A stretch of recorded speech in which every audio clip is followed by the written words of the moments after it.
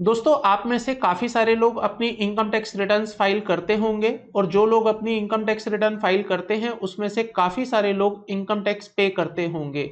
Generally आप अपना income tax pay करते हैं असेसमेंट ईयर में at the time when you are filing your income tax return. लेकिन क्या आप जानते हैं कि आपको अपने सेम प्रीवियस ईयर में जब आप इनकम अर्न कर रहे होते हैं उस समय पर अपना टैक्स पे करना होता है in the form of advance tax. जी हाँ दोस्तों, आपने सही सुना है। जब आप अपनी इनकम अर्न कर रहे होते हैं तो उस समय पर भी आपको अपना टैक्स पे करना होता है, जिसको कि हम कहते हैं एडवांस टैक्स। तो आज की इस वीडियो में आप जानेंगे कि एडवांस टैक्स क्या होता है, किसे पे करना होता है और कैसे ये पे किया जाता है, और इनकम टैक्स में एडवांस टैक्स से रिलेटेड क्या क्या प्रोविजंस रखे गए हैं। हे गाइस, कैसे हैं आप लोग। मैं सीए विकास शर्मा आपका फिर से एक बार स्वागत करता हूं मेरे इस यूट्यूब चैनल सीए विकास शर्मा पर, जहां पर मैं आपके लिए income tax, GST and related topics पर कुछ इंफॉर्मेटिव एंड नॉलेजेबल वीडियोस लेके आता रहता हूं। तो आज की इस वीडियो में मैं आपके साथ बात करने वाला हूं एडवांस टैक्स से रिलेटेड, जहां पर आप जानेंगे कि एडवांस टैक्स कब देना होता है, किसको देना होता है, कैसे देना होता है, और एडवांस टैक्स से जुड़े प्रोविजंस इनकम टैक्स में क्या क्या बातें करते हैं। तो आइए दोस्तों, आज की इस वीडियो को शुरू करते हैं। बात करते हैं एडवांस टैक्स के बारे में। दोस्तों, इनकम टैक्स में एडवांस टैक्स को लेकर कुछ प्रोविजंस दिए गए हैं जो आपके ऊपर एक लाइबिलिटी क्रिएट करते हैं कि आपको अपना एडवांस टैक्स पे करना है। सो एज पर सेक्शन 208, अगर आपका इनकम टैक्स लाइबिलिटी 10,000 रुपए से ऊपर का हो जाता है इन एनी सिनेरियो, तो आपको वहां पर अपना एडवांस टैक्स पे करना होता है। इसका मतलब ये हो गया कि जैसे जैसे आप इनकम कमाते जाएंगे वैसे वैसे आप अपना एडवांस टैक्स पे करते रहेंगे। अभी जनरली क्या होता है कि आप अपना इनकम कमाते हैं एक पर्टिकुलर प्रीवियस ईयर में और उसका जो टैक्स होता है वो देते हैं आप उस असेसमेंट ईयर में। अगर मैं एग्जांपल के लिए समझूं तो प्रीवियस ईयर जो मेरा 22-23 चल रहा है, इसमें आप इनकम कमाएंगे लेकिन इसका जो टैक्स होगा वो आप पे करेंगे असेसमेंट ईयर 23-24 में। जबकि एडवांस टैक्स में ऐसा नहीं होगा। एडवांस टैक्स में जब आप प्रीवियस ईयर 22-23 में इनकम कमा रहे होंगे उसी समय पर आप अपना एडवांस टैक्स भी साथ के साथ पे करते रहेंगे। तो एक हमारा सिस्टम होता है एडवांस टैक्स का और एक दूसरा सिस्टम होता है जिसको हम कहते हैं सेल्फ असेसमेंट टैक्स का। तो अगर आपकी इनकम टैक्स लाइबिलिटी 10,000 रुपए से ऊपर हो रही है तो सेक्शन 208 आपको मजबूर करता है कि आप अपना टैक्स सेल्फ असेसमेंट टैक्स में नहीं पे करेंगे, आपको वहां पर अपना टैक्स पे करना होगा इन the form of advance tax. लेकिन दोस्तों, यहां पर एक रिलैक्सेशन दिया गया है सीनियर सिटीजन्स को। तो यहां पर सेक्शन 208 में एक प्रोवाइजो डाला गया है जिसमें लिखा गया है कि अगर कोई पर्सन है जो कि सीनियर सिटीजन है और इंडिविजुअल है, रेजिडेंट है और उसकी बिजनेस एंड प्रोफेशन से रिलेटेड कोई भी इनकम नहीं होती है, सो इसका सीधा सीधा मतलब यह हो गया कि अगर कोई सैलरीड क्लास पर्सन है, अगर कोई रिटायर्ड पर्सन है, अगर कोई हाउस प्रॉपर्टी से इनकम कमा रहा है, कैपिटल गेन से इनकम कमा रहा है या अदर सोर्सेज से उसे कोई इनकम आ रही है, तो ऐसे में उसको अपना एडवांस टैक्स पे करने की जरूरत नहीं है। अगर वो सीनियर सिटीजन है, अगर वो इंडिविजुअल रेजिडेंट है और भले ही उसका 10,000 रुपए से ऊपर का ही कितना भी टैक्स क्यों ना हो जाए, उसको अपना एडवांस टैक्स वहां पर पे नहीं करना है। तो यहां पर मैं कह सकता हूं सीनियर सिटीजन्स को एक अच्छा रिलैक्सेशन दे दिया गया है, उन्हें एडवांस टैक्स पे नहीं करना है।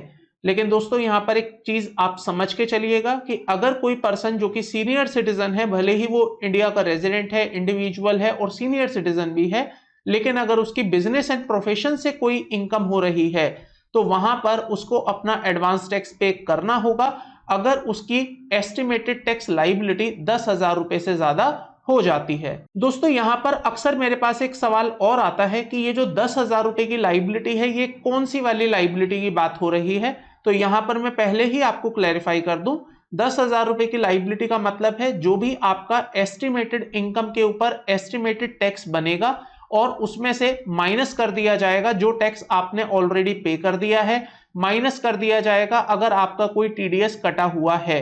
तो जो आपका नेट टैक्स पेबल है, अगर वो 10,000 रुपए से ऊपर का हो जाता है तो आपको उस केस में अपना एडवांस टैक्स जमा करवाना होगा। आइए दोस्तों अब बात कर लेते हैं due date of advance tax. तो जैसा कि आप यहां पर देख सकते हैं, आपको अपना एडवांस टैक्स पूरे साल भर में 4 बार जमा करवाना होता है, जिसमें पहली इंस्टॉलमेंट आती है 15 जून को। तो आप देख सकते हैं कि ये भी हाल ही में 15 जून आने वाला है, तो आपको अपने एडवांस टैक्स की पहली इंस्टॉलमेंट 15 जून तक जमा करवानी होगी। और यहां पर मैं ये भी बता दूं कि आपको कितना अमाउंट जमा करवाना होगा। तो जो भी आपका टोटल एस्टिमेटेड टैक्स निकल कर आएगा, उसका 15% तक आपको अभी अपना 15 जून तक जमा करवाना है। सिमिलरली आपकी जो सेकंड इंस्टॉलमेंट ड्यू होती है एडवांस टैक्स की, वो 15 सितंबर को ड्यू होती है, और 15 सितंबर को जो आप अपना एडवांस टैक्स पे करेंगे वो 45% तक का रहेगा। तो जितना भी आपका टोटल एस्टिमेटेड टैक्स निकल कर आएगा इन द सेकंड इंस्टॉलमेंट, तो उस समय पर जो भी आपका टैक्स रहेगा उसका 45% आप वहां पर जमा करवाएंगे। और 45% में याद रखिएगा, जो 15% आप ऑलरेडी जमा कर चुके हैं वो इंक्लूडेड रहेगा। तो इसका मतलब आपको इंक्रीमेंटल 30% वहां पर जमा करवाना होगा। सिमिलरली आपकी जो थर्ड इंस्टॉलमेंट निकल कर आएगी वो 15 दिसंबर की होगी, और वहां पर आपको अप टू 75% तक का एडवांस टैक्स पे करना होगा by the third instalment. And fourth instalment की जो ड्यू डेट होती है वो 15 मार्च होती है दोस्तों। वहां पर आपको अपना 100% एडवांस टैक्स जमा करवाना होता है। तो इस तरह से आप अपना 4 बार में एडवांस टैक्स पे करते हैं। पहली इंस्टॉलमेंट 15 जून है, दूसरी 15 सितंबर है, थर्ड इंस्टॉलमेंट है 15 दिसंबर, एंड लास्ट इंस्टॉलमेंट के लिए आपको सरकार ने दिए हैं 15 मार्च तक का समय। दोस्तों अब कुछ स्पेशल पॉइंट्स की बात कर लेते हैं जो आपके लिए जानना बहुत जरूरी है। अगर आप एडवांस टैक्स पे कर रहे हैं या आपके ऊपर एडवांस टैक्स की लायबिलिटी क्रिएट हो गई है या होने वाली है, तो ये पॉइंट्स आपके लिए जानना बहुत जरूरी हो जाते हैं। अगर मान लीजिए आप अपनी फोर्थ इंस्टॉलमेंट जो कि 15 मार्च को ड्यू होती है, और अगर आप उस इंस्टॉलमेंट को पे नहीं कर पाए हैं तो कोई दिक्कत नहीं है। यहां पर सरकार आपको कह रही है कि अगर आपने 31 मार्च तक भी अपना एडवांस टैक्स पे कर दिया होगा तो उस टैक्स को हम एडवांस टैक्स मान लेंगे। तो अगर मान लीजिए आप 15 मार्च तक अपना एडवांस टैक्स पे नहीं कर पाए हैं ड्यू टू एनी रीजन, तो आपके पास अभी भी मौका है कि आप 31 मार्च तक अपना टैक्स पे कर सकते हैं, और जो भी टैक्स आप 31 मार्च तक पे करेंगे वो टैक्स आपका एडवांस टैक्स ही कंसीडर किया जाएगा।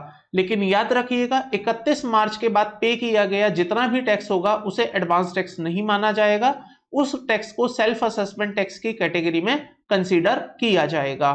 दूसरी बात आपको यहां पर समझनी होगी कि अगर मान लीजिए आप अपना एडवांस टैक्स ऑनलाइन नहीं पे कर रहे हैं, नेट बैंकिंग के थ्रू नहीं पे कर रहे हैं, या इलेक्ट्रॉनिक मोड से नहीं पे कर रहे हैं, और उस दिन आपका बैंक क्लोज है, तो यहां पर जो आपको एडवांस टैक्स पे करने की ड्यू डेट रखी जाएगी वो द नेक्स्ट वर्किंग डेज रखी जाएगी। तो मान लीजिए 15 मार्च को बैंक हॉलिडे है या पब्लिक हॉलिडे है, तो ऐसे में आपके जो एडवांस टैक्स की ड्यू डेट होगी वो 16 मार्च हो जाएगी, या 17 मार्च जिस दिन बैंक अवेलेबल रहेगा। तो यहां पर ये केवल कंडीशन वहीं पर एप्लीकेबल हो रही है जो लोग बैंकिंग चैनल के through without using the electronic mode and without using the online channel अपना एडवांस टैक्स पे कर रहे हैं। दोस्तों अब बात कर लेते हैं कि आप अपना एडवांस टैक्स कैसे पे कर सकते हैं, कौन कौन से मोड्स आपके पास अवेलेबल हैं आपका एडवांस टैक्स पे करने के लिए। तो यहां पर मैंने पर्संस को 3 कैटेगरीज में डिवाइड किया है। सबसे पहले मैंने रखा है कॉर्पोरेट असेसीज को, कॉर्पोरेट टैक्स पेयर्स को। तो जितने भी कॉर्पोरेट टैक्स पेयर हैं मींस कंपनीज, वो अपना एडवांस टैक्स इलेक्ट्रॉनिकली ही पे कर सकती हैं।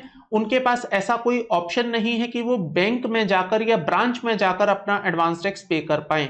तो ऐसे में they have to use electronic, मतलब नेट बैंकिंग के थ्रू अपना एडवांस टैक्स पे कर सकते हैं, या ऑनलाइन चैनल्स के थ्रू अपना एडवांस टैक्स पे कर सकते हैं।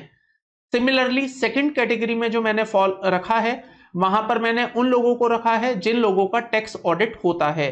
तो ऐसे असेसीज जो कि कंपनी नहीं है, मींस इंडिविजुअल हैं, एचयूएफ हैं, पार्टनरशिप फर्म्स हैं या एलएलपी हैं, और उनका टैक्स ऑडिट होना है under the income tax act, तो उनको भी अपना एडवांस टैक्स पे करना है इलेक्ट्रॉनिक मोड से। वो भी यहां पर ऑफलाइन मोड को यूज नहीं कर सकते हैं।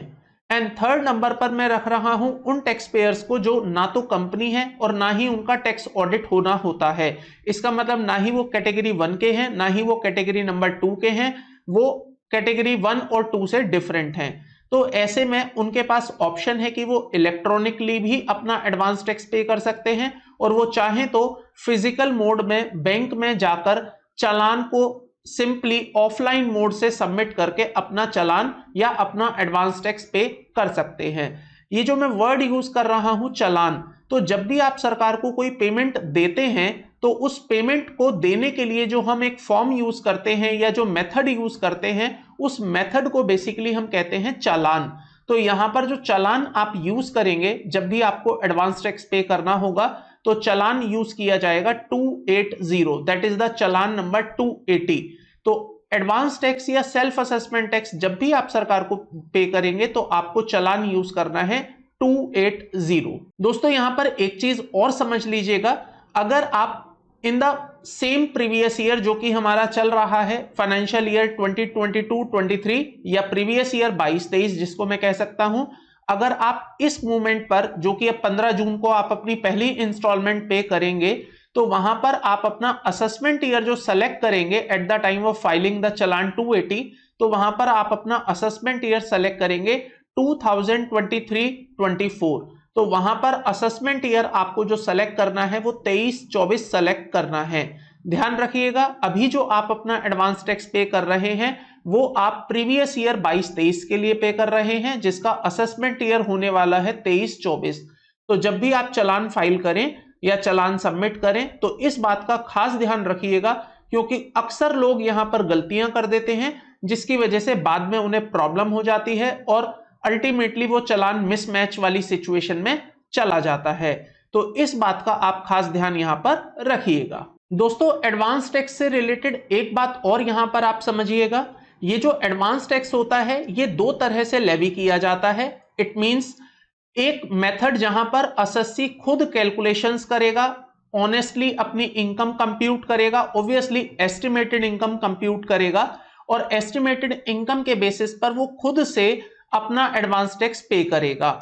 On the other hand there is a second way also, जहां पर income tax department means the assessing officer on the basis of past records, on the basis of past income tax return, on the basis of past assessment, वो आपकी income compute करेगा, estimated income compute करेगा, और उस estimated income के basis पर वो आपको नोटिस देगा या डिमांड देगा और बोलेगा कि इतना एडवांस टैक्स आपको जमा करवाना है। तो ये दोनों ही तरीके हैं जो एग्जिस्ट करते हैं हमारे लॉ में। एक तरीका जहां पर आप खुद से वॉलंटरी कैलकुलेशंस करते हैं, एस्टिमेशंस करते हैं और अपना एडवांस टैक्स सरकार को पे करते हैं, और दूसरी तरफ income tax department means assessing officer आपका इनकम कंप्यूट करता है, एस्टिमेशन इनकम और एस्टिमेटेड टैक्स कंप्यूट करके आपको एडवांस टैक्स पे करने के लिए बोलता है। दोस्तों यहां पर एक बात ध्यान रखिएगा, जब भी आप अपनी एस्टिमेटेड इनकम कंप्यूट करते हैं to compute the advance tax, तो वहां पर आपको सरकार को अपनी एस्टिमेटेड इनकम के बारे में कोई जानकारी नहीं देनी होती है, आप केवल अपना एडवांस टैक्स पे करते हैं। कई लोगों में यह कंफ्यूजन रहता है कि जब वो अपना एडवांस टैक्स कंप्यूट करते हैं और वहां पर अपनी एस्टिमेटेड इनकम कंप्यूट करते हैं, तो उनका यह सवाल आता है कि क्या मुझे इनकम टैक्स डिपार्टमेंट को इस बारे में भी कोई जानकारी देनी है कि मैंने ये एस्टिमेटेड इनकम कैसे कंप्यूट करी है और कितनी कंप्यूट करी है। तो यहां पर मैं आप उन सभी लोगों को बता दूं, आपको ऐसी कोई इंफॉर्मेशन डिपार्टमेंट के साथ शेयर नहीं करनी है जहां पर आप उन्हें यह बताएं कि ये इनकम कैसे और कितनी कंप्यूट की गई है। तो ये जानकारी आप डिपार्टमेंट को नहीं देते हैं, आप केवल अपना एडवांस टैक्स सरकार को जमा कराते हैं। दोस्तों एडवांस टैक्स से रिलेटेड कुछ और सवाल हैं जो आपके माइंड में आ सकते हैं। हो सकता है उन क्वेश्चंस को मैंने इस वीडियो में आंसर कर दिया हो, बट अभी भी आपके माइंड में कुछ ऐसे सवाल हो सकते हैं जिसे मैं इस वीडियो में एड्रेस नहीं कर पाया हूं। तो 2 या 3 कुछ ऐसे पॉइंट्स जो मेरे माइंड में चल रहे हैं, हो सकता है आपके माइंड में भी चल रहे हो, मैं उनको अभी आपके साथ डिस्कस करूंगा।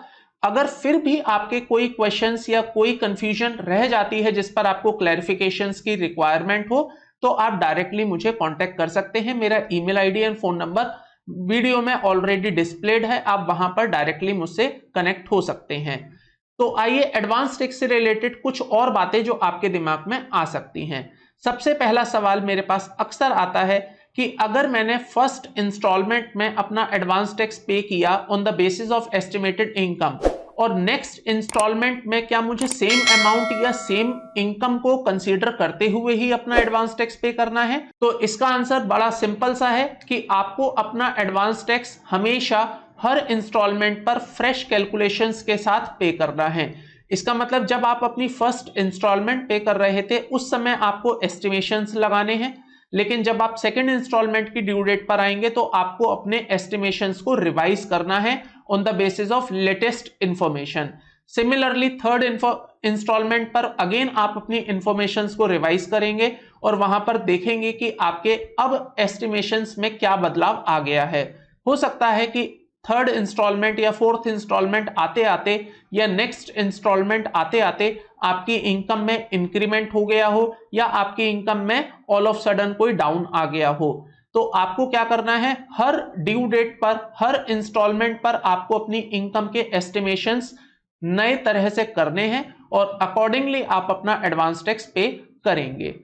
दूसरा सवाल जो अक्सर आपके माइंड में आता है कि अगर मैंने फर्स्ट इंस्टॉलमेंट में ज्यादा एडवांस टैक्स पे कर दिया है तो क्या जरूरी है दूसरी इंस्टॉलमेंट में एडवांस टैक्स पे करना? The answer is no. अगर आपने अपना टोटल उतना परसेंटेज जमा कर रखा है जितना परसेंटेज उस इंस्टॉलमेंट के लिए जरूरी है तो आपको बिल्कुल भी ऐसा कहीं जरूरी नहीं है कि हर इंस्टॉलमेंट में कुछ ना कुछ पे करना ही है।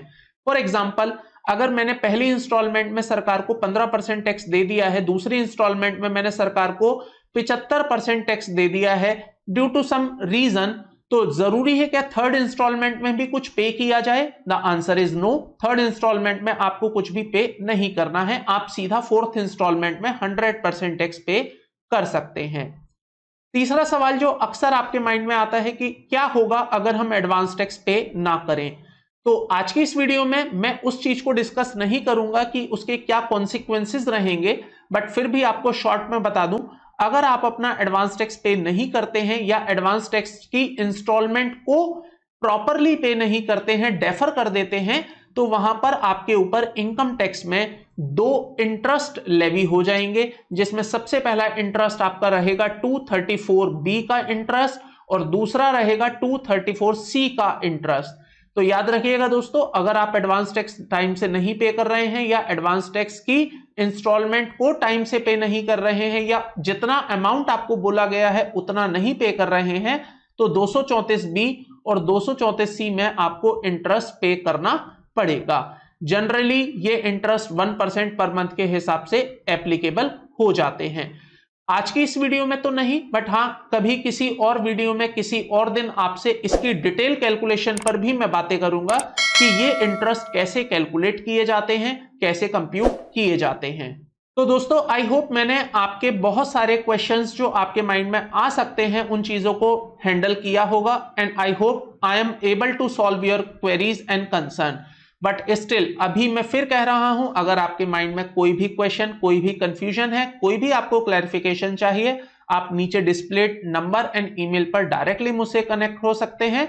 मैं आपकी हर क्वेरी को डेफिनेटली आंसर करूंगा ताकि आपकी कोई भी क्वेरी अनआंसर्ड ना रहे।